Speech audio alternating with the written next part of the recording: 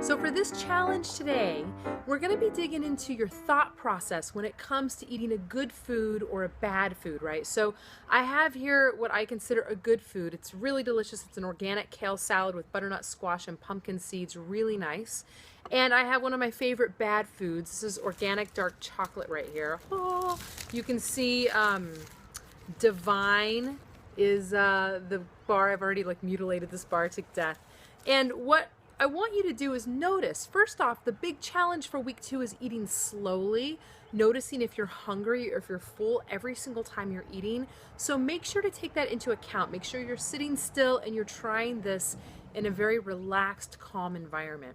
And notice when you're eating the good food, notice what it does for you. Notice if you judge it as something that's good. Notice if you judge yourself as something higher and more esteemed, right? Notice if when you eat these good foods, all of a sudden, not only do you start to feel good about yourself, but maybe, you start to judge maybe other people who aren't eating quite as good food, right?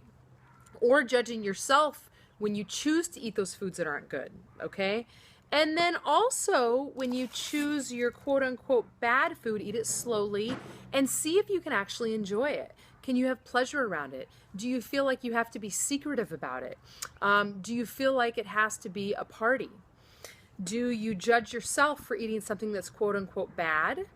Or do you find yourself judging others who are eating quote-unquote bad food? I know this maybe sounds crazy, but this is kind of the start of what creates all the crazy in our head. That's why dieting is a very bad idea, because dieting creates the only eat this, never eat that mentality. And so then when you only eat this, you think you're good and you judge yourself for being good. And when you eat this, you think you're bad and you judge yourself for being bad. And from a psychological perspective, when you do this, it shifts everything. When you think a food is bad, you actually bring it and internalize it. And there's a sense that you yourself is bad for trying something like this. So there's a lot more depth behind that, but what you want to do for today's challenge is just recognize your process around this. Recognize if you're eating something that's bad, quote unquote, what it does to your head, and what it does if you're eating something quote unquote good.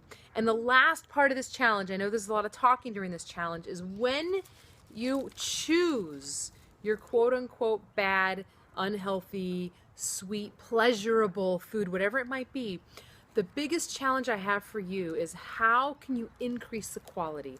If your big, crazy, pleasurable thing is going to be ice cream, how do you make it organic ice cream from healthy, happy cows, right?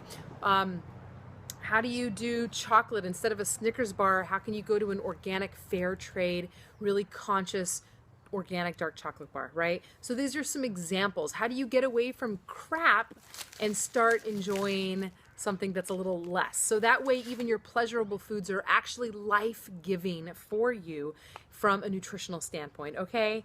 Whew, that was a lot for this challenge, and that's all I got for you guys. If you're watching it on the YouTube channel, like it, subscribe to the YouTube channel, and if you're not part of the 21-Day Freedom Challenge yet, you're crazy.